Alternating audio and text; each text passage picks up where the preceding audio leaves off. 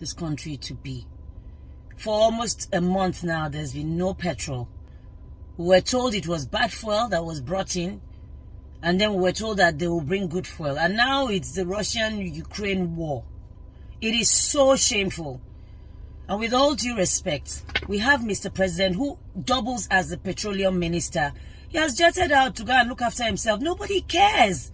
And we're just quiet. We're going to petrol stations, fighting ourselves, looking for a product that is not even there, and we don't even know when it's going to come.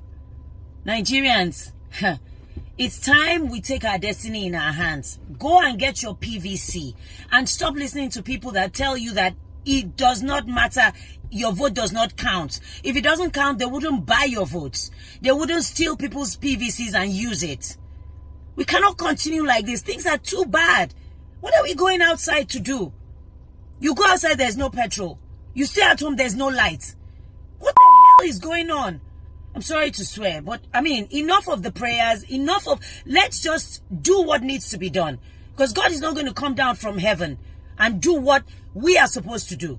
This country is so rich and prosperous, but we are taking all sorts of bull crap from people who we elected to represent us. And they're just carrying on like they don't care. No heads have rolled for the bad petrol that came in. Nobody, nothing ever happens, no consequences whatsoever.